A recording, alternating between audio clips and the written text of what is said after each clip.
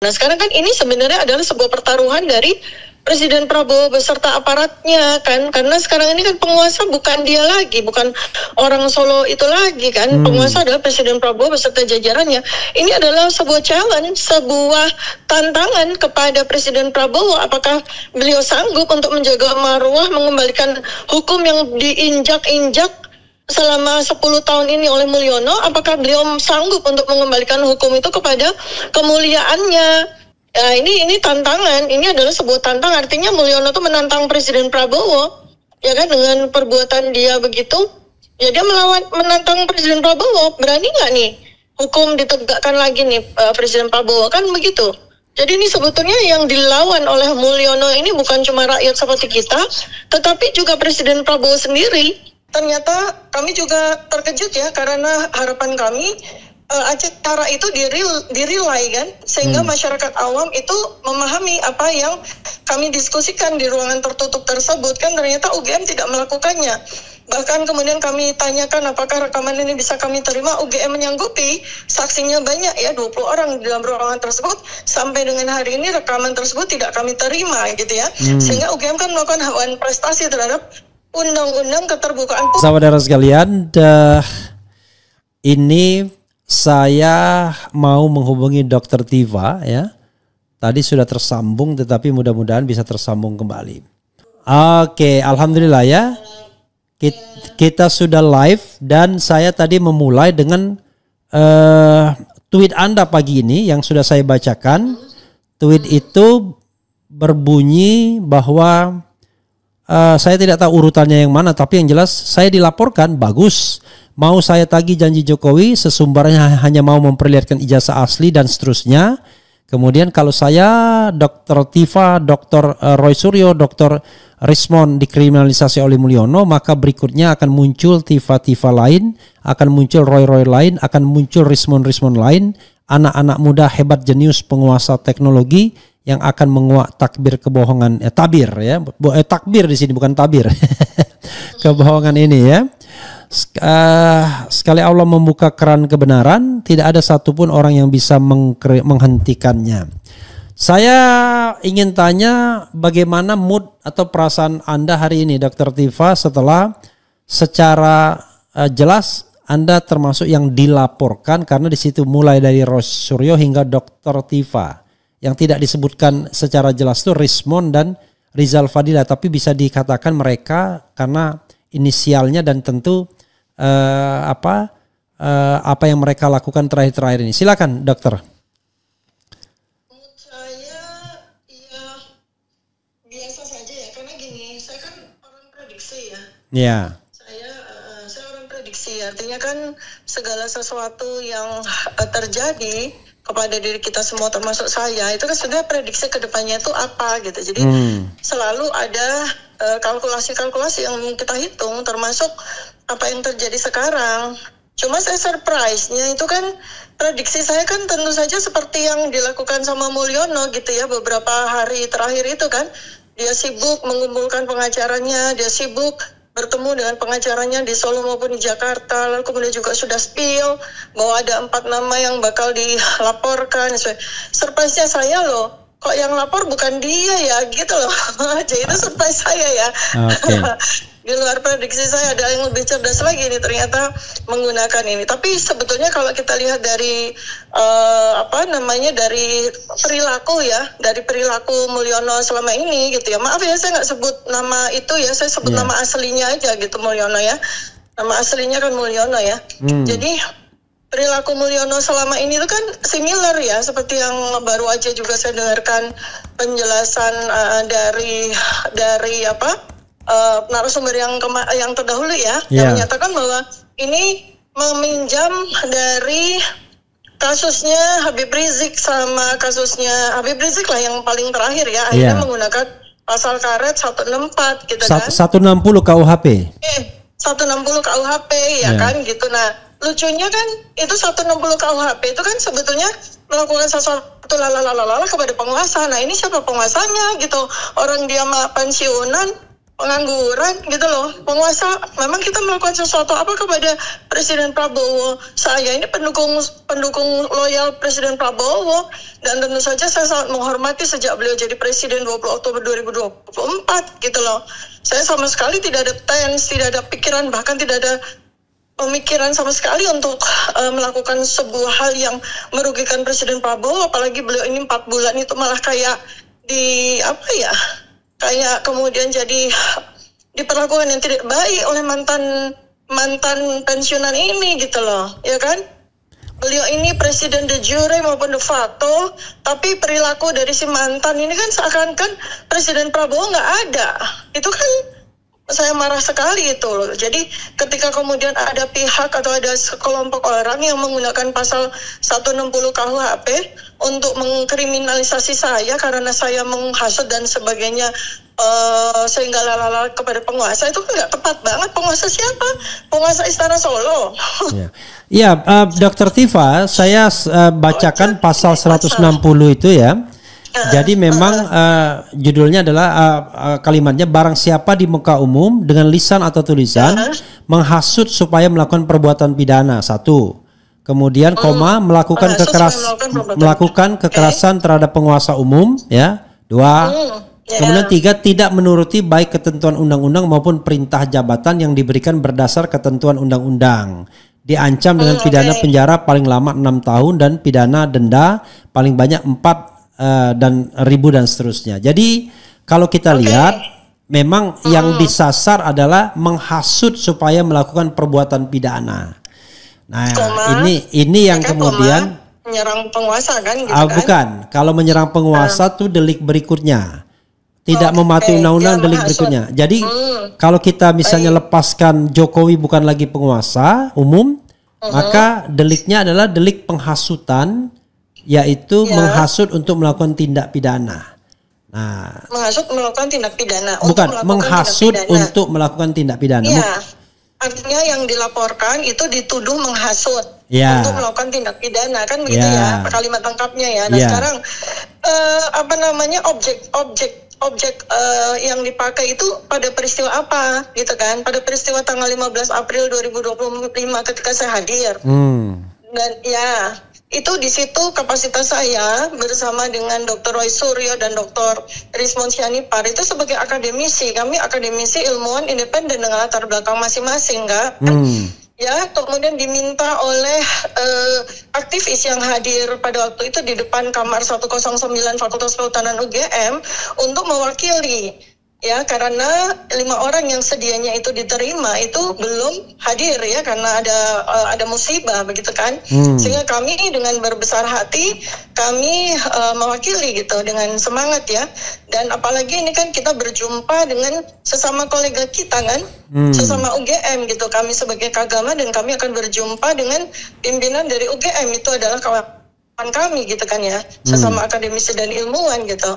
Ya, artinya ini adalah sebuah fakultas ilmiah, fakultas akademia gitu kan. Tidak ada sama sekali tense apapun untuk ini adalah sebuah perbuatan hasutan gitu. Kemudian setelah pertemuan itu kami diminta untuk rilis ya, karena memang ternyata kami juga terkejut ya, karena harapan kami acara itu dirilai kan, sehingga masyarakat awam itu memahami apa yang kami diskusikan di ruangan tertutup tersebut kan. Ternyata UGM tidak melakukannya.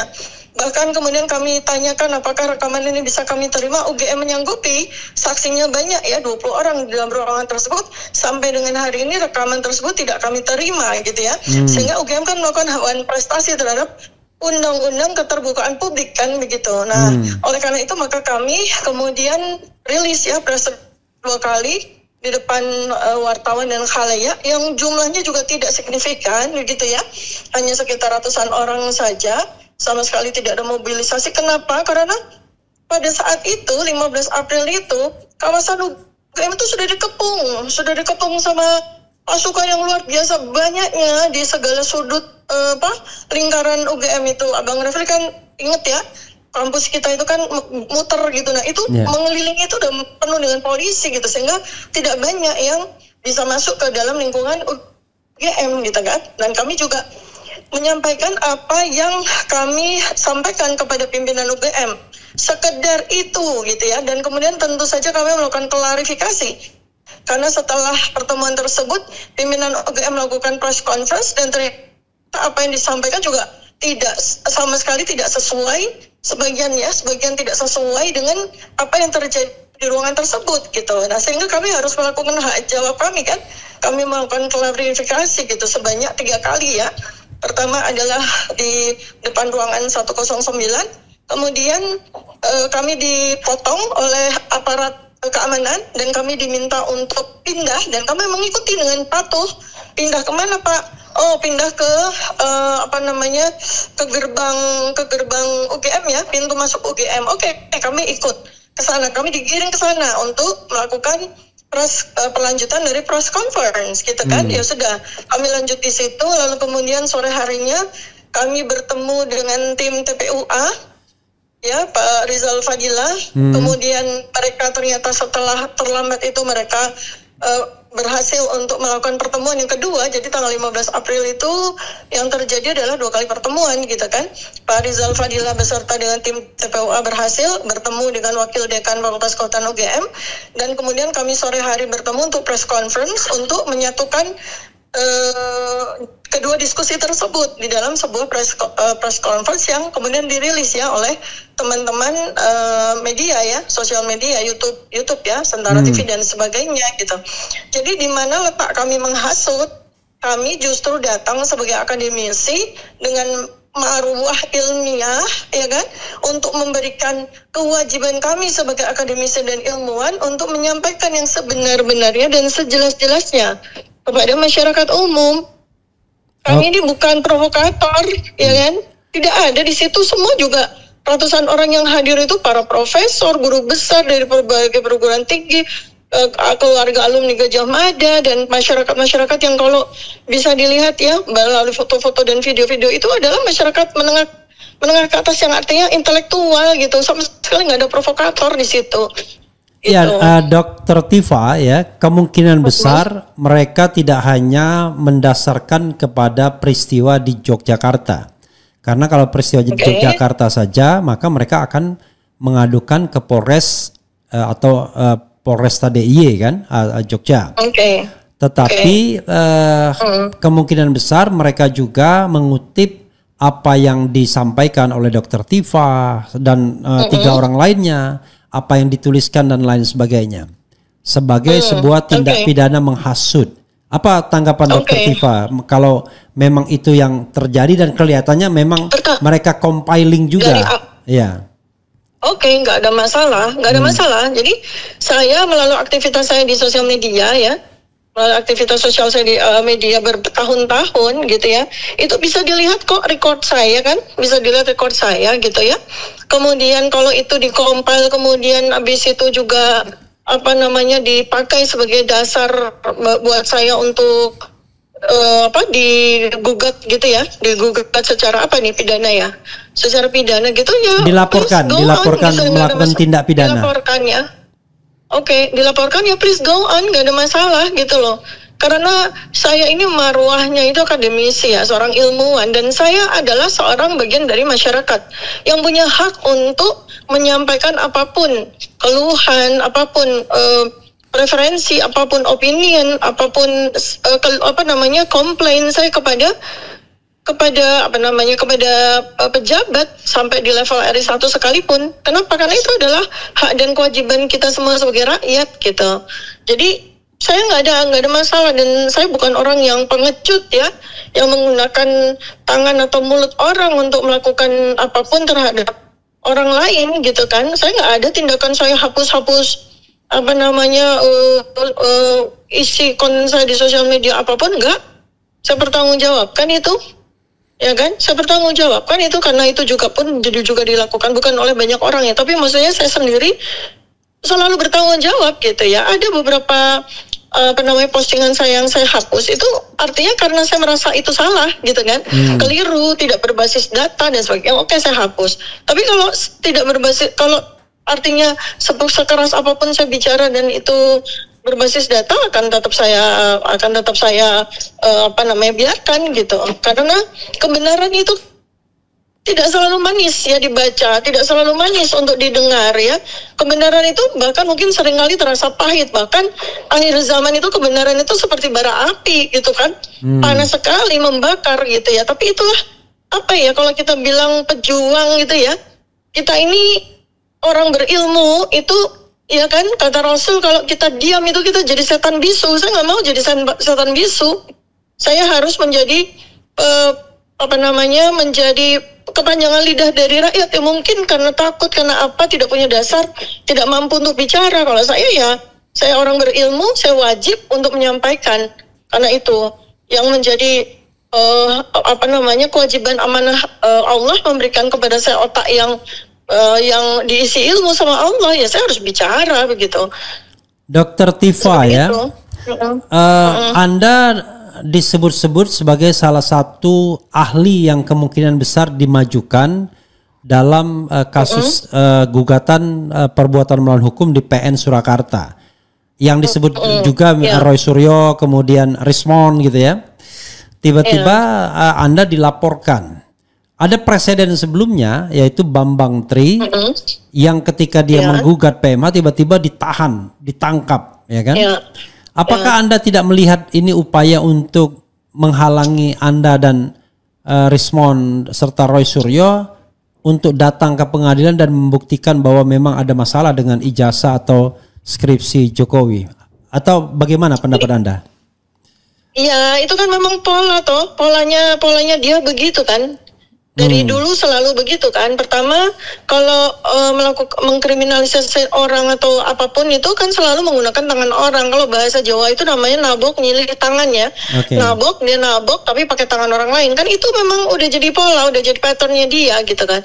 Sehingga ya sebetulnya nggak heran juga kalau dia ingin membungkam kita, para akademisi ini, dengan cara mengkriminalisasi, maka satu-satunya cara ya menggunakan pasal 160 KUHP itu gitu loh. Nah sekarang kan ini sebenarnya adalah sebuah pertaruhan dari Presiden Prabowo beserta aparatnya kan, karena sekarang ini kan penguasa bukan dia lagi, bukan orang Solo itu lagi kan, penguasa adalah Presiden Prabowo beserta jajarannya.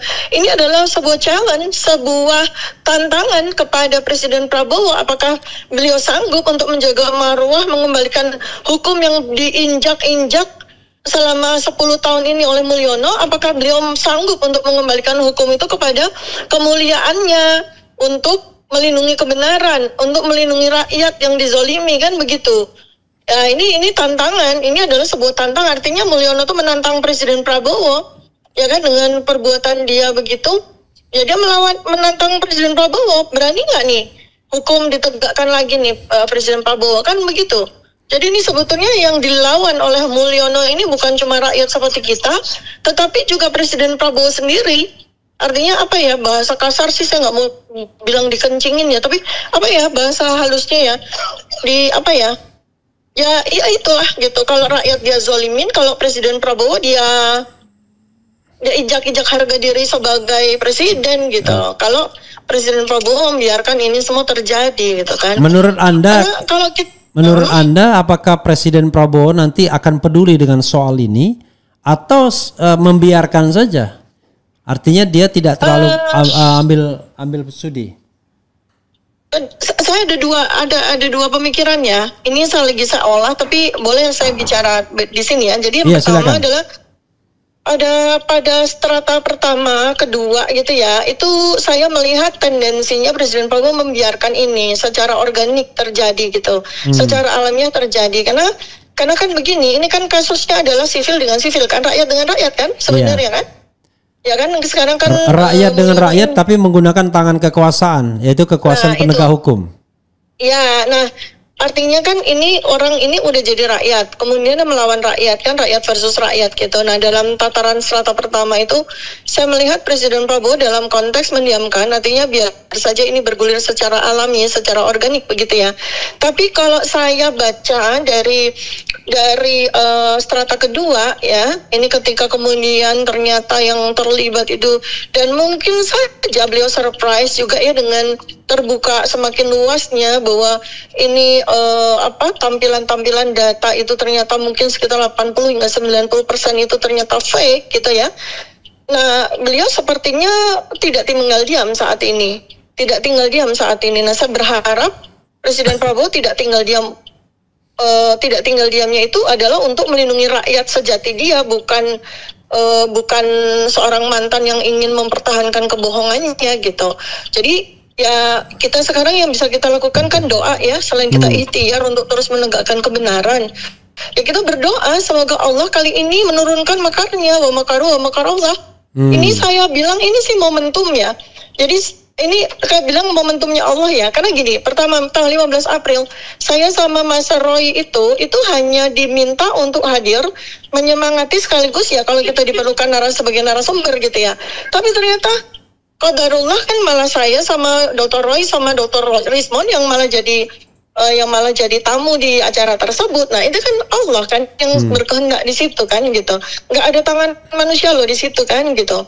Nah kemudian ya ini menurut saya ini ada momentum. Jadi ini sebetulnya challenge buat kita semua ya. Saya para akademisi yang terlibat dalam perkara ini dan yang terus menerus menyuarakan tentang kecurigaan saya tentang adanya sebuah fraud yang sistematis terhadap dokumen-dokumen yang dimiliki oleh Mulyono, ya kan? Itu ya dianggap menghasut atau apa terserah ya, nanti pengadilannya membuktikan gitu ya. Ini tantangan kita, apakah kita istiqomah dengan perjuangan menegakkan kebenaran ini tantangan kita semua gitu kan. Ya saya sih karena saya yakin backup saya Allah, ya saya ikut aja apa maunya Allah aja gitu. Komandonya Allah aja gitu kan. Allah kan memberikan komando kepada kita dalam bentuk kita pantare ya, mengalir gitu kan, mengikuti petunjuk Allah aja gitu. Jadi apapun yang terjadi ke depan, saya bukan berkata saya tidak takut, bukan, itu takabur ya, tapi saya mengikuti kersanya Allah aja. Kehendak Allah apa saya ikutin aja. Allah mau saya jadi jundullah, mau saya jadi pasukannya, saya jalanin. Allah mau saya jadi pelayannya, saya jalanin. Allah mau saya bicara atas namanya, ya saya jalanin, begitu aja. Silakan Dr. Tifa wrap up dan jawab yang tadi skala meter dan closing statement. Skala meternya begini, ini kan sebetulnya sampai dengan hari ini ya, itu kan ada dua ijazah ya. Satu tuh ijazah yang beredar di internet dan itulah yang menjadi bahan kita semua untuk termasuk Dr. Rismond dan Dr. Roy Suryo untuk menganalisis. Artinya bahan untuk menganalisis sejauh yang saya tahu itu kan dari ijazah dan tanda kutip yang beredar di internet. Iya, yang diupload oleh relawan atau politisi PSI ya, yang katanya asli ya, gitu. Termasuk yang politisi PSI itu pun ya, itu kan bahan internetnya dan teknologi yang dikuasai oleh kedua ahli tersebut itu menyatakan ijazah yang beredar di internet itu 100 triliun % palsu. Ya saya kan ikut karena saya bukan ahlinya kan. Bukan 100 miliar % lagi palsu, tapi 100 triliun % palsu. Nah, kedua itu yang orang kadang suka mix ya. Jadi ada ijazah lagi kan versinya Mulyono kan. Yang selalu dia bilang bahwa ijazah saya ada di rumah, dan dia kemarin show off mendatangkan wartawan-wartawan apa itu dari mana itu yang menyatakan saya ditunjukkan ijazah bapak gitu kan, termasuk ijazah di Universitas Gadjah Mada. Lalu ada juga yang chef siapa itu juga kan diundang untuk Chef Arnold. Itu kan ya, itu kan berarti ada dua versi ijazah kan yang menurut penuturannya itu disimpan di rumahnya dan ditunjukkan kepada beberapa orang, termasuk pengacaranya juga ditunjukkan. Tapi kan kita semua, mata kita semua 287 juta rakyat kan nggak pernah lihat bahwa saya pun hakul yakin Presiden Prabowo itu pun juga belum dilihatin sama beliau gitu kan. Nah jadi untuk ijazah yang disimpan itu kita tidak berani menyatakan apakah ijazah itu asli atau palsu kan, karena kita belum lihat itunya. Evidence-nya kan belum kelihatan. Jadi kita tidak bisa memastikan apakah ijazah yang disampaikan yang dikatakan diklaim sama dia disimpan di rumah dia itu asli apa palsu kan itu. Justru itu kan yang kita minta. Justru itu yang kita minta gitu kan. Kalau kemarin waktu tanggal 15 April itu kan kita minta sama UGM untuk menunjukkan menurut klaim UGM ada 34 dokumen yang mereka miliki yang memastikan bahwa Joko Widodo itu adalah mahasiswa Fakultas Kehutanan UGM. yang mana kita berharap itu akan ditunjukkan kepada kita sebagai wakil dari seluruh rakyat. Ternyata kan sama sekali zong gitu kan. Nah, tetapi pada pertemuan tersebut kita berhasil melihat satu dokumen yang betul-betul palsu, yaitu skripsi yang diklaim sebagai skripsi Joko Widodo. Nah itu skala meternya berapa Anda yakin bahwa itu palsu? Itu saya begini, jadi saya mungkin punya suatu pendapat sebagai opinion expert saya sendiri gitu ya. Jadi kalau saya mengikuti menjadikan Dr. Ismon dan Dr. Roy Suryo sebagai referensi ya, saya katakan mungkin nggak 100 triliun ya, itu mungkin 1 juta triliun persen palsu gitu ya. Tetapi masalah nama Jokowi, makanya saya sekarang tidak lagi menggunakan nama Joko Widodo, saya menggunakan nama aslinya saja, Mulyono kan gitu. Karena ada seorang mahasiswa bernama Joko Widodo gitu kan, yang menurut klaim dari UGM itu pernah menjadi mahasiswa Fakultas Kehutanan UGM di antara 1980 sampai 1985. Nah, ini yang perlu investigasi lagi. Ini lagi kita investigasi gitu ya. Saya dengan ilmu kedokteran saya, ilmu anatomi, morfologi saya menggunakan data-data foto-foto itu untuk melakukan identifikasi. Apakah Joko Widodo yang menjadi mahasiswa Fakultas Kehutanan UGM itu adalah Joko Widodo yang sama? Ini kan kita baru investigasi, ini investigasi yang kedua kan, berdasarkan bukan dari data ijazah, tetapi dari data foto dan segala macam yang ada beredar itu ya itu. Nah, closing statement saya adalah begini. Jadi gini ya, jadi kebenaran itu kan sebuah tantangan luar biasa bagi siapapun yang ingin menegakkannya, gitu kan ya. Apalagi ketika kita hidup di sebuah negara yang hukum tuh sama sekali udah tidak sanggup lagi untuk membantu kita semua menegakkan kebenaran. Itu kan sebuah tantangan. Tapi saya yakin bahwa siapapun juga yang menerima amanah dan terpanggil untuk menegakkan kebenaran itu adalah orang yang dipilih Allah untuk memanggulnya, dan memanggulnya itu memang berat begitu dengan segala konsekuensinya. Jadi saya hanya berharap bahwa ayo kita sama-sama semuanya 287 juta rakyat, 3,5 juta umatnya RH Channel ini ya, ayo kita sama-sama, karena janji Allah terhadap orang-orang yang mau menegakkan kebenaran itu indah sekali ya. Itu yang menjadi closing statement saya. Terima kasih Bang Refli atas. Oke dokter, mudah-mudahan baik-baik saja ya. Yang paling penting bagi kita bukan baik bagi kita saja, tapi juga kebenaran, keadilan itu terungkap sebenar-benarnya, seluruh-seluruhnya, sejujur-jujurnya. Amin. Assalamualaikum warahmatullahi wabarakatuh, Dok. Waalaikumsalam warahmatullahi wabarakatuh. Oke, ya tadi sobat sekalian dengan Dr. Tiva ya. Tifauzat Yasuma TT ya, inisialnya, tetapi kalau dari sesi pemberitaan sudah disebutkan Dr. Tiva, mulai dari Roy Suryo sampai Dr. Tiva ya. Jadi saudara sekalian, saya speechless. Tragedi negara demokratis itu adalah memenjarakan negara otoriter ya. Negara otoriter adalah memenjarakan orang-orang pandai. Jadi kalau negara itu memenjarakan orang-orang pandai, nah itu negara tipikalnya otoriter. Tapi kalau negara itu memenjarakan orang-orang korup, nah itu negara kesejahteraan, ya. Jadi kita mau negara kesejahteraan atau negara yang otoriter. Pak Prabowo silakan pilih. Kalau masih memenjarakan orang yang berpendapat dengan alasan apapun, menghasut dan lain sebagainya yang nggak jelas, ya. Padahal yang disampaikan adalah pendapat yang didasarkan pada analisis. Even misalnya analisis itu keliru, it doesn't mean itu kemudian bisa dipidanakan, karena berpendapat itu adalah bagian dari demokrasi kita, bagian dari konstitusi kita, hak yang sudah diberikan oleh konstitusi. Jadi saya tidak paham ya kalau seandainya seorang Prabowo Subianto nggak paham soal ini. Saya tidak mengerti kalau dia tidak paham soal ini. Karena bayangan saya dia paham dan dia harus melaksanakannya. Perintahkan kepada seluruh aparat penegak hukum, jangan memenjarakan orang yang tidak melakukan tindak kriminal. Jangan penjarakan orang yang berpendapat. Jangan penjarakan orang yang berdebat. Tapi kalau orang itu mencuri, maling uang negara, membunuh orang, memperkosa dan lain sebagainya, silahkan. Tetapi sekali lagi jangan orang yang berbeda pendapat. Jadi kita tidak boleh lagi mengulangi memenjarakan Anton Permana, Habib Rizik beserta para menantu dan koleganya, kemudian Jumhur Hidayat dan lain sebagainya, termasuk Gus Nur dan Bambang Tri. Penjarakanlah Harvey Muiz, nah itu pantas. Sambo pantas dipenjarakan, ya. Hakim yang ketangkap kena suap 30 miliar pantas dipenjarakan. Sekali lagi, jangan orang pandai yang berpendapat, ya. Negara ini ingin maju, bukan ingin menjadi negara yang terbelakang. Dan sekali lagi, ya, negara ini bisa maju dengan pikiran, dengan akal, bukan dengan agitasi orang-orang yang tidak jelas, yang hanya ingin mengambil keuntungan dari kekuasaan, ya, dengan membentuk organisasi-organisasi yang sebenarnya hanya menyebarkan premanisme ketimbang kebaikan bagi bangsa ini. Ujung-ujungnya soal ransum juga, ya. Begitu saudara sekalian. Wassalamualaikum warahmatullahi wabarakatuh.